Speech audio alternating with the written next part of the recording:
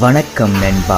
வாழ்வில் ஒரு முட்டாளும் வெல்வான், மேதையும் வெல்வான். ஆனால் ஒரு அறிவாளி வெல்வது மிக மிக கடினமானது. அது ஏன் தெரியுமா? ஒரு முட்டாளிடம் ஒரு வேலையை கொடுத்தால் அந்த வேலை இலகுவானதா கடினமானதா, அதை தன்னால் செய்ய முடியுமா முடியாதா என எதையுமே அவன் சிந்திக்க மாட்டான். மாறாக அடுத்த கணமே களத்தில் இறங்கி அந்த வேலையை செய்ய ஆரம்பித்து விடுவான். அவ்வேளையில் வரும் தடைகளையும் பிரச்சனைகளையும் நேருக்கு நேர் எதிர்கொண்டு சமாளிப்பான். அதில் எப்பாடு பட்டாவது முன்னேறுவான். ஏனெனில் அவ்வேளை உண்மையிலேயே எவ்வளவு காரசாரமானது, அதில் என்னென்ன பிரச்சனைகள் தோன்றும் என்பது எதையுமே அறியாமல் அவன் களத்தில் இறங்கிவிட்டான். இனி அதை எப்படியாவது செய்து முடித்து வெளியே வந்துவிட வேண்டும் என்பது மட்டுமே அவன் மனதில் இருக்கும். அந்த எண்ணமே அவனை ஒரு வெற்றியாளனாக மாற்றிவிடும். அதே வேலையை ஒரு மேதையிடம் கொடுத்தால் அவன் அவ்வேலையை பார்த்த கணமே அதன் ஆழம் என்ன, பாரதூரம் என்ன, அவ்வேலையை எப்படி செய்ய வேண்டும், எப்படி செய்யக்கூடாது, அதில் வரக்கூடிய ஆபத்துக்கள் என்ன,